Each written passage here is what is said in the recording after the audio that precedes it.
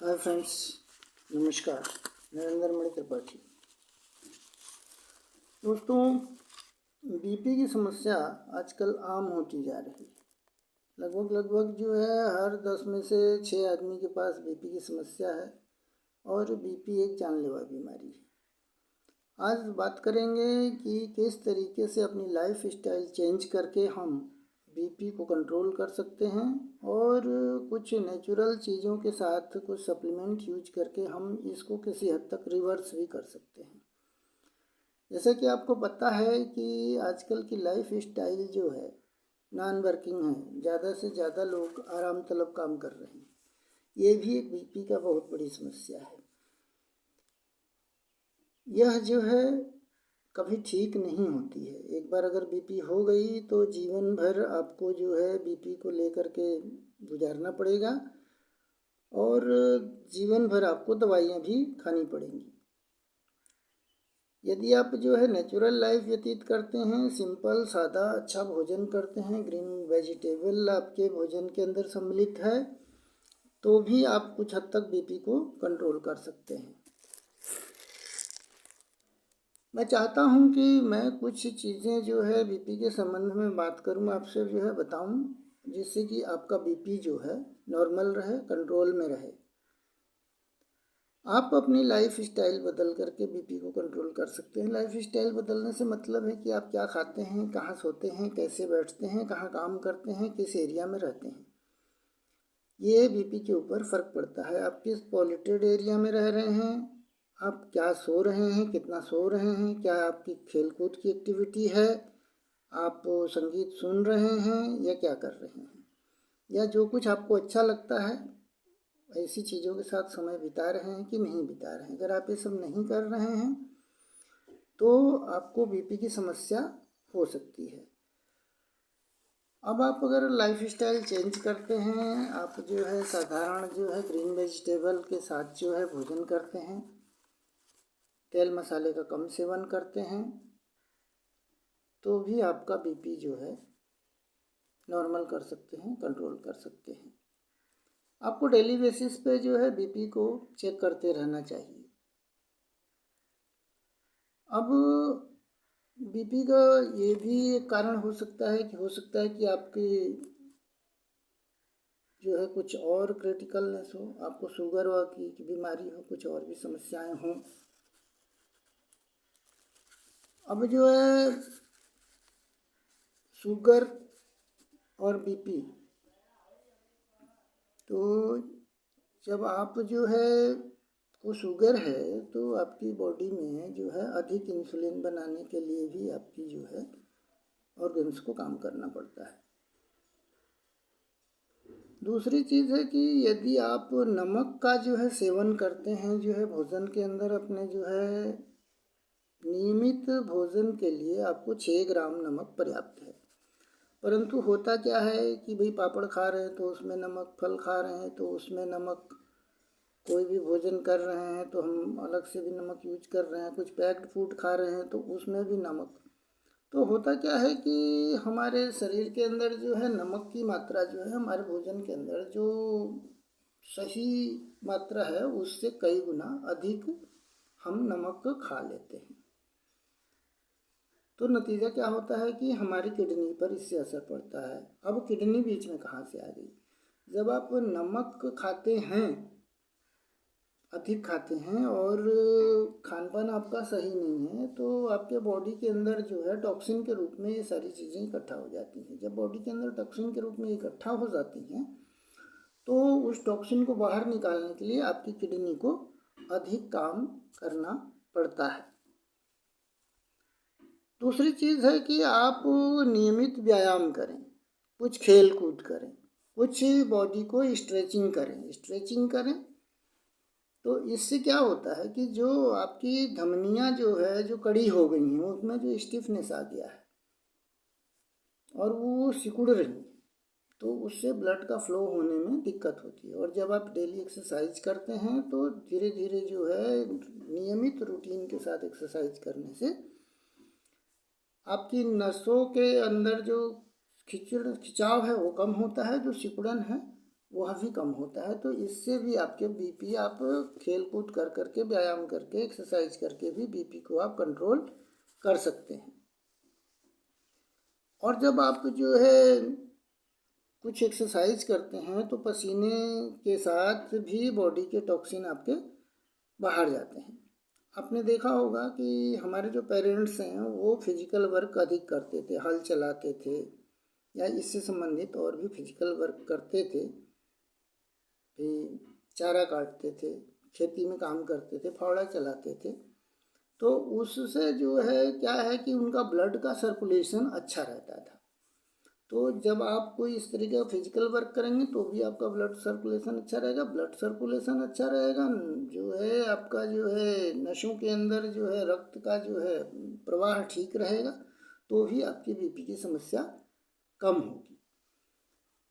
उम्र बढ़ने के साथ जो है आपकी धमनियाँ सिकुड़ती हैं। तो जब उम्र बढ़ती है तो आपको जो है अपनी फिजिकल एक्टिविटी जो है करते रहनी चाहिए। अगर फिजिकल एक्टिविटी करेंगे तो रक्त का संचार अच्छा रहेगा। रक्त का संचार अगर अच्छा है तो आपका जो है बीपी कंट्रोल है।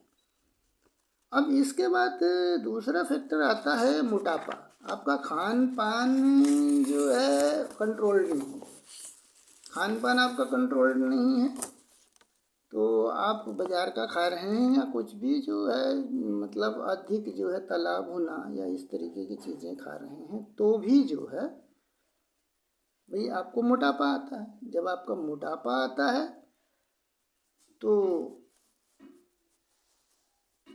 भाई जो है आपकी जो नसें हैं उन पर भी दबाव पड़ता है और मोटापे की स्थिति से भी जो है बीपी बढ़ता है। तो मोटापा भी आप फिजिकल एक्टिविटी के द्वारा, खेल कूद के द्वारा आप जो है कम कर सकते हैं। मोटापा कम है तो बीपी का खतरा कम है, बीपी कंट्रोल है।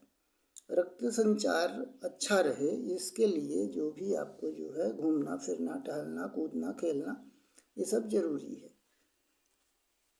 और भाई आपको अपना बीएमआई कंट्रोल रखना है। बीएमआई जो है बॉडी मास इंडेक्स कि एक आपका निश्चित वजन के लिए, आपकी निश्चित हाइट के लिए क्या वेट होना चाहिए, वो आपको देखते रहना चाहिए। अगर आपका बीएमआई 21-22 है तो आप ठीक हैं। अगर 21 से 25 के अंदर है तो भी आपको बीपी की समस्या मोटापे की वजह से ये नहीं होने वाली। और यदि जो है 25 से ऊपर 28 है, 29 है, तब तो समझिए आप बहुत ही खतरनाक स्थिति में। तो खान पान, फिजिकल एक्टिविटी, इसके बाद आता है जो है कि आपकी आदतें क्या हैं। अगर आप ड्रिंक करते हैं, अगर आप स्मोकिंग करते हैं, तो भी आपकी जो है नसों में स्टिफनेस बढ़ता है और नसें सिकुड़ती हैं। अत्यधिक मात्रा में शराब पीना, इससे बचना चाहिए। और स्मोकिंग जो है एक बुरी लत भी है और स्मोकिंग जो है बीपी का एक मुख्य कारण है। तो स्मोकिंग भी आपको नहीं करना चाहिए। इसके आगे आता है तनाव। विभिन्न कार्य दशाओं के अंतर्गत, विभिन्न फैमिली सर्कमस्टेंसेस के अंदर अक्सर व्यक्ति को तनाव आता है। तो आपको तनाव से बचना चाहिए। बच्चों के साथ खेलिए, कोई संगीत सुनिए, कोई एक इंस्ट्रूमेंट बजाना सीखिए, उसको बजाइए, कुछ ऐसी एक्टिविटी में हिस्सा लीजिए जहाँ सब की आपकी जो है स्ट्रेस कम हो। फिर इसके बाद आता है ये सारी चीज़ें जो है बीपी पर प्रभाव डालती हैं। बीपी को घटने बढ़ने में, ब्लड सर्कुलेशन को कम करने में, ज़्यादा करने में भाई शराब पीना और सिगरेट पीना और एक्सेस तनाव लेना, ये सारी चीज़ों का फ़र्क होता है। इसके बाद यदि आपकी नींद आपकी पूरी नहीं हो रही, आप कम टाइम सो रहे हैं या फिर जो है सोने की स्थिति आपकी ठीक नहीं है, तो भी आपको जो है कम से कम जो है आपको 8 से 9 घंटा, 7 घंटा, मतलब 8 घंटा की तो एक साउंड स्लीप होनी चाहिए। और आप जहाँ सो रहे हैं वहाँ पर जो है लाइटिंग नहीं चाहिए, आप डार्क एरिया में सोएं।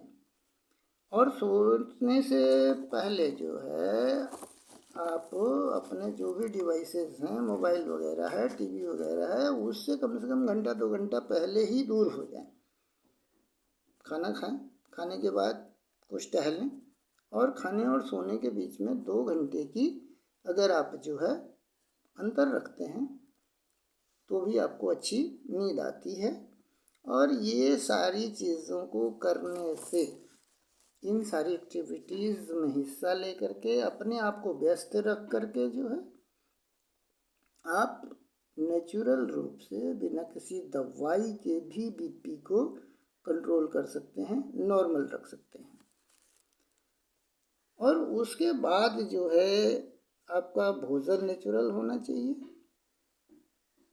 मौसम की सब्जियां, आप देखते हैं कि सब्जियां कलरफुल होती हैं, फल जो है कलरफुल होते हैं, तो ये सारे कलर क्या हैं, उसमें जो है उसके विटामिन, उसमें जो मिनरल्स है, उसमें प्रोटीन जो है, विटामिन्स, मिनरल्स आदि जो है उसके अंदर हैं, इस वजह से उनमें कलर है।